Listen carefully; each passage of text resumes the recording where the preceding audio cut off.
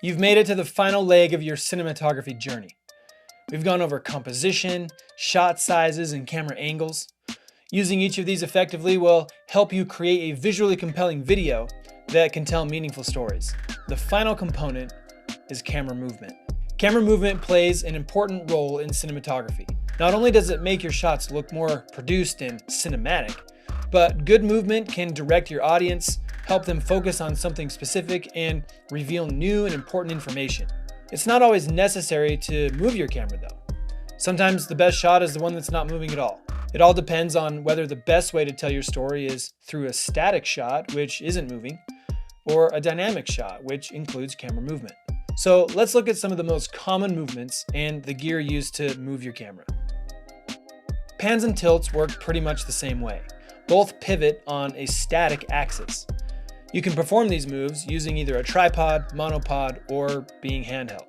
To pan the camera, just pivot the camera horizontally, left or right. Wondering when to use a pan? Think about when you pan your head. Usually it's to follow some sort of action or reveal new information, like when you hear a sound and you look to see what it is. Wait, what was that? Pans do the same thing. Use a pan to follow a subject or reveal new information to the viewer. Panning really fast is called a whip pan. Think of a whip pan as turning your head really fast to look at something. Like panning, tilts are used to follow a subject, show distance, and reveal new information. It can also show the height of something. Just think about when you tilt your head. To tilt, just pivot the camera vertically up or down.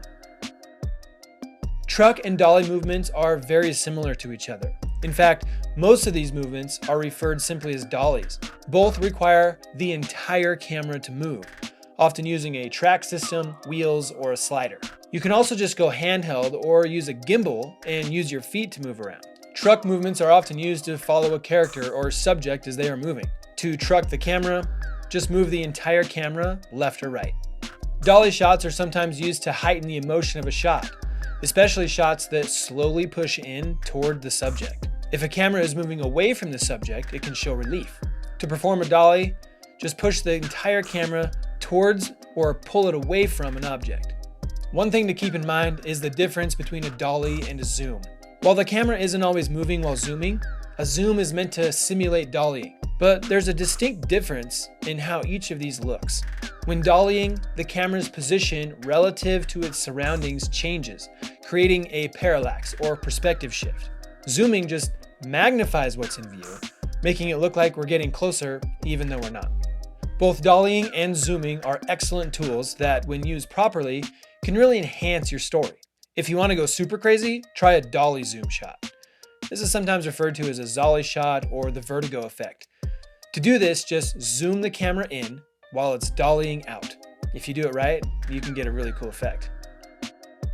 Like other movements, arcs are usually used to heighten emotion, possibly make the audience more excited or uneasy.